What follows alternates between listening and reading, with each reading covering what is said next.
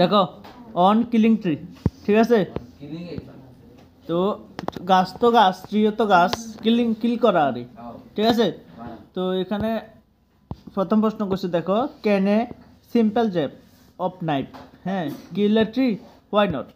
প্রশ্ন করছে যে ক্যান এ কি পারে, এ সিম্পল জ্যাব মানে একটা সিম্পল মানে সাধারণ হালকা, জ্যাব মানে আঘাত, ঠিক আছে, বা হিট হইতে পারে, অফ দ্য নিপ মানে ছুরির হালকা একটা আঘাত, কিল এ ট্রি মানে একটা গাছের কি মারতে পারে। যে প্রশ্ন করছে হোয়াই নট, করছে কেন না, কেন না আর কি। এবার উত্তর দেখো, বলছে নো মানে না, a simple jab of knife মানে ছুরির হালকা একটা আঘাত, উড নট বি এনাফ মানে যথেষ্ট না, এনাফ তো যথেষ্ট, উড নট বি এনাফ মানে যথেষ্ট না, টু কিল এ ট্রি একটা গাছের মারার ক্ষেত্রে যথেষ্ট না, ঠিক আছে।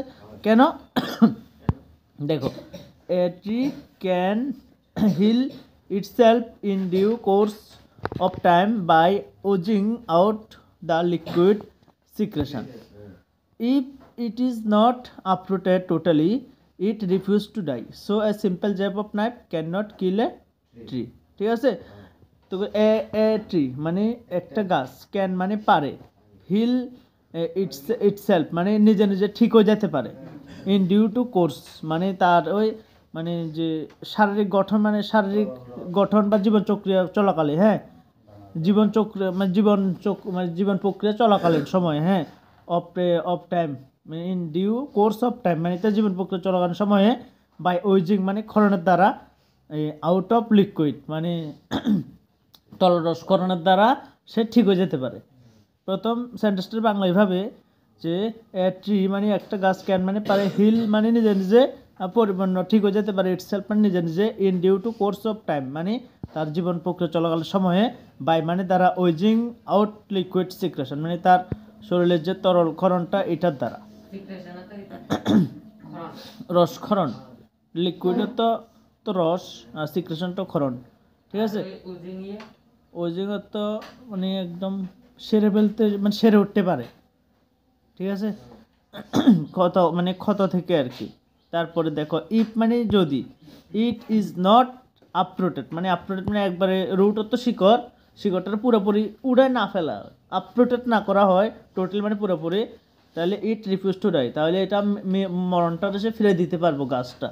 সো এই কারণে সিম্পল জ্যাব অফ নাইফ মানে হালকা ছুরির একটা আঘাত, ক্যান নট টু কিল মানে গাছেরা মারতে পারতো না। বুঝছো নি প্রথম প্রশ্ন উত্তর কিটা বোঝাচ্ছে, সেন্সটা বুঝো আপাতত। 2 number, how has the tree grown to its full size. How মানে কিভাবে, একটা হ্যাজ দ্য ট্রি একটা গাছ, গ্রোন মানে মানে বৃদ্ধি পায় আর কি, টু ইটস ফুল সাইজ এটা পরিপূর্ণ আকারে কিভাবে সে বড় হয়ে ওঠে। লিস্ট দ্য ওয়ার্ডস কিছু লিখো, ওয়ার্ড সাজেস্টিভ মানে কিছু মানে সাজেস্টিভ যুক্ত কথা শব্দ লিখো, of its life and activity একটা গাছের জীবন এবং তার কার্যাবলী সম্পর্কে কয়েকটা কথা লিখো, হ্যাঁ। দেখো উত্তর দেখো, the tree has grown to its full size slowly মানে ধীরে ধীরে, by consuming the earth and absorbing sunlight air water for years. বুঝা গেছে তো, মানে এই কথা হচ্ছে যে দ্য ট্রি একটা গাছ হ্যাজ গ্রোন বৃদ্ধি পাইতে থাকে, টু ইটস ফুল সাইজের পরিপূর্ণ আকারে, স্লোলি মানে ধীরে ধীরে, বাই কনজিউমিং দ্য আর্থ মানে এই পৃথিবীর বিভিন্ন উপাদানের দ্বারা, ঠিক আছে, এই উপাদানের দ্বারা, অ্যান্ড এবং অ্যাবসর্বিং সানলাইট মানে সূর্যের আলো, এয়ার এবং ওয়াটার ফর ইয়ার্স মানে এই সব কিছুর উপাদানে পুষ্ট হই আর কি, হ্যাঁ। অ্যাবসর্বিং মানে তো মানে পুষ্ট হইয়া, এগুলির উপাদানে পুষ্ট হইয়া আসে ধীরে ধীরে মানে একদম পরিপূর্ণ গাছে মানে বড় হইতে পারবো আর, বুঝা গেছে তো। আবার আর পরেরটি দেখো, দ্য ট্রি হ্যাজ গ্রোন মানে গাছটা বড় হইতে পারে, টু ইটস ফুল পরিপূর্ণ আকারে, স্লোলি মানে ধীরে ধীরে, বাই মানে দ্বারা, কনজিউমিং দ্য আর্থ মানে পৃথিবীর বিভিন্ন উপাদানের দ্বারা, এবং অ্যাবসর্বিং মানে অ্যাবসর্বিং সানলাইট, তারপর এয়ার ওয়াটার ফর ইয়ার্স মানে বিস্তর বছর ধরে, ঠিক আছে। তো এই বিস্তর বছর ধরে এইগুলির উপাদানগুলির দ্বারা এসে ধীরে ধীরে বড় হইতে থাকে আর কি। তো কয়েকটা ওয়ার্ড লিখতে গেছে যে দ্য ওয়ার্ড দ্যাট সাজেস্ট করে যে ইটস লাইফ অ্যাক্টিভিটি মানে এই কবিতাতে মানে এই চ্যাপ্টারের মধ্যে আমরা যে ওয়ার্ডগুলি পামু যেটা দিয়া এই গাছের অ্যাক্টিভিটি বা জীবনটাকে বর্ণনা করা হয়েছে এই ওয়ার্ডগুলি লিখতে গেছে, বুঝা গেছে তো।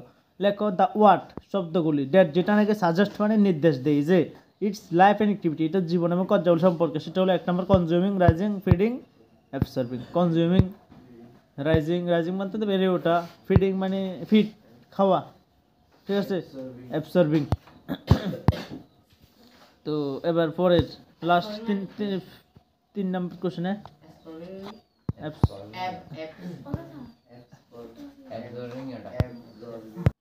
তোরা দেখো 3 number, what is the meaning of bleeding bark? Bleeding বার্কের অর্থ কিতা? হোয়াট মেক্স ইট ব্লিড, মানে কিসের জন্য এটা মানে হয়ে ওঠে, ব্লিডটা হয় আর কি, ঠিক আছে। What is the meaning of bleeding bark, মানে যে বার্ক তো গাছের চাল, ঠিক আছে, মানে গাছের চালের মধ্যে দিয়ে যে ব্লিডিং হয়, গাছের রসক্ষরণ হয়, তো এইটার অর্থ কিতা? যে হোয়াট মেক্স ইট ব্লিড, মানে এটা হয় বা কেন, ঠিক আছে। দেখো the bleeding bark refers to the bark of tree. The bleeding bark বলতে বুঝায়, রিফার্স টু মানে বুঝায়, দ্য বার্ক অফ ট্রি মানে গাছের ছাল, হুস যেটা নাকি ওজেস আউট মানে ক্ষরণ হয় লিকুইড সিক্রেশন, ঠিক আছে। কখন? আফটার মানে পরে, it is cut or heart, যখন এটারে কাট মানে কাটা হয় বা হার্ট করা হয়, আঘাত করা হয়, তখনই এটা হয়, এই জিনিসটারে বোঝানো হয়েছে। এই hacking and chopping make the bark of the tree bled, ঠিক আছে। মানে ওই তো হ্যাকিং মানে তো মানে একদম আঘাত করা আর কি, হ্যাকিং বা চপিং তো টুকরো টুকরো করা, ঠিক আছে। তো কাটা বা টুকরো টুকরো করা এই জিনিসগুলোই গাছটারে ব্লিড হতে বাধ্য করা আর কি। তো লাস্ট প্রশ্ন তো এটাই যে হ্যাকিং বা chopping make the bark of the tree bleed, ঠিক আছে, তৈরি করে গাছটারে মানে ব্লিড ক্ষরণটা সৃষ্টি করে আর কি। 4 নম্বর কোশ্চেন দেখো, what is the meaning of answering art and art cap, এটার মিনিং কিতা? দেখো অ্যানসারিং আর্ট এবং আর্ট ক্যাপ, এটার এই দুটোটার মিনিং কিতা বুঝো। হোয়াট ইজ দ্য মিনিং মানে কি অর্থ আছে, যে অ্যানসারিং আর্ট এবং আর্ট ক্যাপ, এই দুটার অর্থ বলতে কি বুঝছি আমরা? একটা বাংলা বুঝো, দেখো মায়ের মতো মাটি গাছকে সুরক্ষা দেয়, মায়ের মতো আমরা মা যেরকম সন্তানের সুরক্ষা দেয়, সেরকম মায়ের মতো মাটিও গাছকে সুরক্ষা দেয়। মাটি গাছের সেই শিকড়গুলোকে সুদৃঢ়ভাবে ধরে রাখে, যে শিকড়গুলো এটার ভেতর থাকে, এবং গাছটাকে জল আর পুষ্টিকর উপাদান দিয়ে পুষ্টি যোগায়। তাই অ্যাঙ্কারিং অর্থ শব্দবন্ধটি বোঝায় যে শিকড়গুলো গাছটাকে মাটির গভীরে ঢুকিয়ে রেখেছে। আর আর্টকেপ বলতে সেই গর্তটাকে বোঝায় যেটাতে গাছ বড় হয়। যখন গাছটাকে পুরোপুরি উপরে ফেলা হয় তখন গুহার মতো গর্তটা মাটির উপরের ভাগে দেখা যায়, ঠিক আছে। তো এবার ইংলিশটা বলি, দেখো লাইক এ মাদার মানে মার পছন্দ না, কিন্তু লাইক এ মাদার মানে মায়ের মতো, ঠিক আছে। এখানে লাইকে মানে মতো বুঝাবো, লাইকে মাদার মানে মায়ের মতো। তো আরেকটু দ্য আর্থ মানে পৃথিবী, গিফটস মানে দে, প্রোটেকশন একটু সুরক্ষা দেয়, টু দ্য ট্রি মানে গাছের। আবার দেখো লাইকে মাদার মানে মায়ের মতো, ট্রি মানে গাছটা, গিফটস মানে দেয়, প্রোটেকশন মানে সুরক্ষা দেয় একটা গাছের।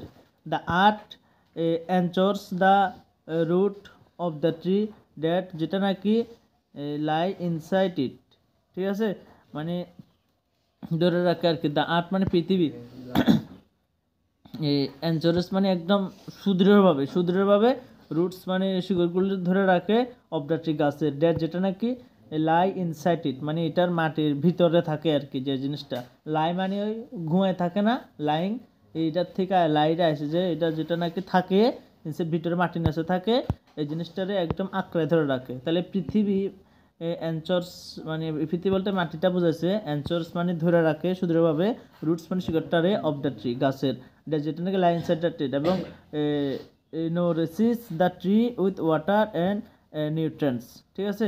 এবং নিউরিসিস মানে যোগায়, এই গাছটার মধ্যে কি যোগায়, ওয়াটার দিয়া এবং নিউট্রিয়েন্টস বিভিন্ন উপাদান দিয়া এটারে পুষ্টি যোগায় আর কি। সো এই কারণে the phrase answering art suggest that, এই কারণে এই ফ্রেজটা অ্যানসারিং সাজেস্ট ড্যাট বলতে বোঝায় যে দ্য রুট শিকড়টা have sunk the tree firmly into the earth, মানে বোঝাচ্ছে যে শিকড়কে গাছটাকে গভীরভাবে মানে শিকড়গুলো গাছটাকে গভীরভাবে ঢুকিয়ে রেখেছে। দ্য রুটস মানে শিকড়গুলো হ্যাভ সাঙ্ক দ্য ট্রি মানে গাছটারে ধরে রাখছে আর কি, মানে ঢুকে রাখছে না মানে ধরে রাখছে বোঝাচ্ছে, ফার্মলি মানে একদম গভীরভাবে, ইনটু দ্য পৃথিবীর সাথে মানে গভীরভাবে এই গাছটাকে ধরে রাখছে আর কি, যে গাছের শিকড়গুলো মাটির নিচে, তো গাছটা উপরে, তো এই শিকড়ের দ্বারাই তো গাছটা সুন্দর করে মাটির সাথে জয়েন হয়ে রয়েছে। এটা বুঝেছে যে এইভাবে এটা নির্দেশ করে যে অ্যানসারিং আর্ট মানে বলতে বোঝায় যে এই পৃথিবীর সাথে মানে আর্ট বলতে মাটি আর কি, এই মাটির সাথে এই গাছটা মানে একদম অ্যাটাচ হয়ে রয়েছে কিসের দ্বারা, রুটের দ্বারা। তো দ্যাট যে দ্য রুট মানে এর রুট শিকড়টা হ্যাভ সাঙ্ক মানে ধরে রেখেছে দ্য আর্ট ট্রি গাছটারে ফার্মলি মানে একদম দৃঢ়ভাবে ভালোভাবে ইনটু দ্য আর্ট মানে পৃথিবীর মধ্যে বা পৃথিবীর সাথে।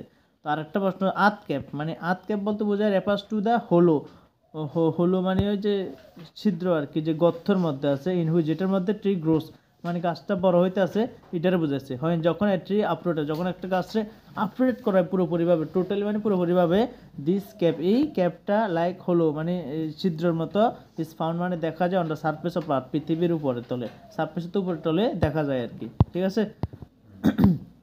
আর কোশ্চেন আছে 3টা, একদম শুরু করো দেখো।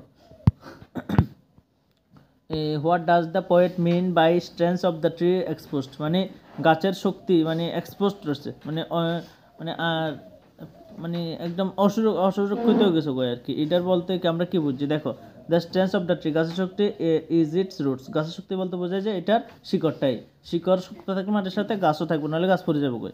দে কিপ দ্য ট্রি অ্যানচোর্স মানে তারা রাখে, দে মানে শিকড়টা রাখে, কিপ মানে রাখে, দ্য ট্রি গাছটারে অ্যানচোর্স মানে সংযুক্ত রাখে, of the to the tree মানে আর্থ মানে পৃথিবীর সাথে সংযুক্ত রাখে।